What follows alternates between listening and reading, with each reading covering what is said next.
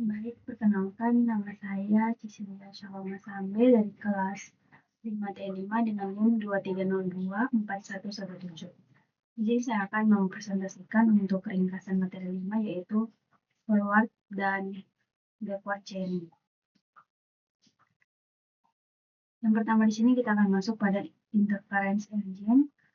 Nah, interference engine ini merupakan bagian dari sistem pakar yang bekerja dengan siklus image pair, yaitu mencocokkan fakta dengan aturan rule, lalu mengeksekusi aturan yang cocok untuk menghasilkan kesimpulan baru. Selanjutnya ada forward chaining, yaitu penalaran maju. Di sini ada konsep yang dimulai dari fakta yang diketahui, lalu menggunakan aturan untuk menemukan kesimpulan baru hingga mencapai tujuan. Selanjutnya ada contoh. Yang contoh pertama, jika pasien demam, temperatur lebih dari 100, maka pasien memiliki penyakit demam. Selanjutnya, jika pasien demam dan sakit lebih dari sebulan, maka pasien curiga infeksi bakteri. Jika pasien sakit tenggorokan dan infeksi bakteri, berarti pasien sakit tenggorokan, maka dari fakta awal dapat diturunkan ke kesimpulan akhir. Di sini ada kelebihan dan kelemahan. Untuk kelebihan, cocok untuk permasalahan yang berawal dari pengumpulan data seperti monitoring, kontrol, dan perencanaan. Selanjutnya, untuk kelemahan, sulit menentukan fakta yang lebih penting dan bisa menanyakan hal-hal yang tidak relevan. Selanjutnya, yang ketiga ada backward chaining, penalaran mundur.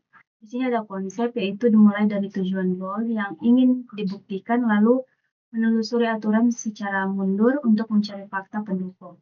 Dan untuk contoh di sini mulai dari apakah pasien memiliki sakit tenggorokan dan lalu menelusuri aturan dan fakta untuk membuktikannya.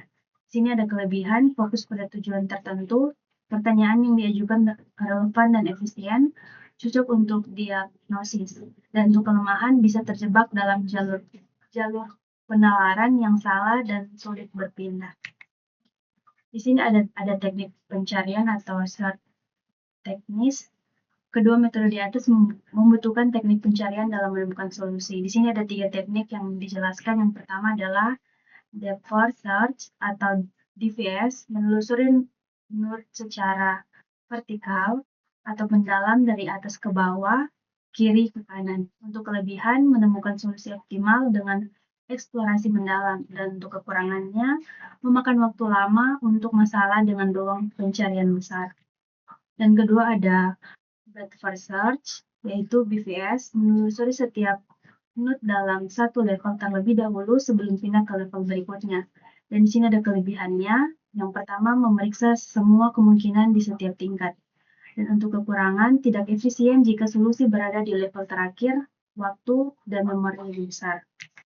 Dan untuk breadth first search, menggunakan pengetahuan heuristik untuk memandu pencarian menuju solusi terbaik, meniru cara berpikir manusia, dengan istilah lain heuristic search. Kelebihan mengurangi beban komputasi, berhenti jika solusi mendekati yang terbaik. Dan di sini ada contoh kasus untuk titik awalnya Jakarta dan tujuan Kediri.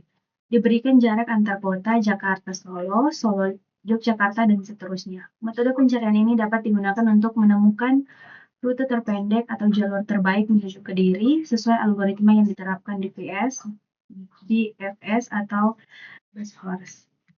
Dan untuk kesimpulan, forward chaining cocok untuk pengumpulan data ke kesimpulan, yaitu data driven. Backward chaining cocok untuk pembuktian tujuan goal driven. Teknik pencarian DVS, BVS, best first membantu menentukan jalur terbaik dalam proses penalaran atau pencarian solusi. Demikian dari penjelasan saya, terima kasih.